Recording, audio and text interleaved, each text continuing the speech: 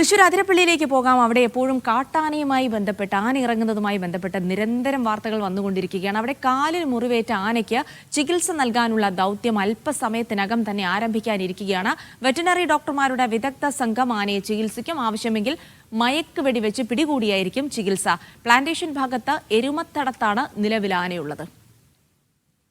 നടരാജ് പരശുരാം വിവരങ്ങൾ നൽകും. നടരാജ്, ഈ അടുത്തിടെയായി കാട്ടാനകൾക്ക് ചികിത്സ നൽകാനുള്ള ശ്രമങ്ങൾ ധാരാളം ഉണ്ടാകുന്നുണ്ട്. ഇപ്പോൾ നിലവിൽ ഈ അതിരപ്പള്ളിയിലുള്ള കാട്ടാന കാലിന് പരിക്കേറ്റ നിലയിലാണെന്ന് അറിയുന്നു. ഇനി എങ്ങനെയാണ് അതിനെ പിടികൂടി ചികിത്സിക്കാനുള്ള ദൗത്യം പുരോഗമിക്കുന്നത്? ആരൊക്കെയുണ്ട് ദൗത്യസംഘത്തിൽ?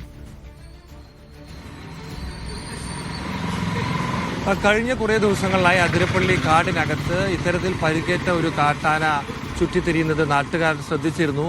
നാട്ടുകാർ വനം വകുപ്പിനെ വിവരം അറിയിച്ചതിനെ തുടർന്ന് പ്രത്യേക വിദഗ്ധ ഡോക്ടർമാരുടെ സംഘം കുറച്ച് ദിവസമായി തന്നെ ആനയെ നിരീക്ഷിക്കുന്നതായിരുന്നു. ആനയുടെ പിൻഭാഗത്തുള്ള ഇടത് കാലിനാണ് പരിക്കുള്ളത്. ആ പരിക്കിന് ചികിത്സ നൽകണം എന്ന് വിദഗ്ധ ഡോക്ടർമാർ തീരുമാനിച്ചതിനെ തുടർന്നാണ് ചികിത്സ ആരംഭിക്കാൻ തീരുമാനിച്ചിട്ടുള്ളത്. ചികിത്സ ഇപ്പോൾ ആരംഭിച്ചിട്ടുണ്ട്.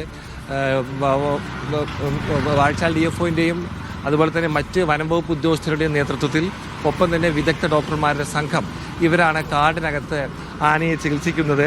ആവശ്യമെങ്കിൽ മയക്കുവെടി വെച്ച് ആനയെ മയക്കിയതിന് ശേഷം ചികിത്സ നൽകാനുള്ള ഓപ്ഷനും പരിഗണിക്കേണ്ടി വരും എന്നാണ് മുതിർന്ന വനം വകുപ്പ് ഉദ്യോഗസ്ഥർ നമ്മളോട് പറയുന്നത്. പ്ലാന്റേഷൻ ഭാഗത്ത്, കാലടി പ്ലാന്റേഷൻ ഭാഗത്ത് എരുമത്തടം എന്ന് പറയുന്ന സ്ഥലത്താണ് ഇപ്പോൾ ആനയുള്ളത്.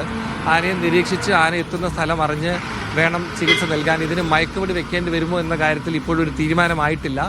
എന്തായാലും ചികിത്സയ്ക്കുള്ള ക്രമീകരണങ്ങളൊക്കെ തന്നെ രാവിലെ തുടങ്ങിയിട്ടുണ്ട്. ചികിത്സ ഇപ്പോൾ ആരംഭിച്ചിട്ടുണ്ട് എന്നാണ് അറിയുന്നത്.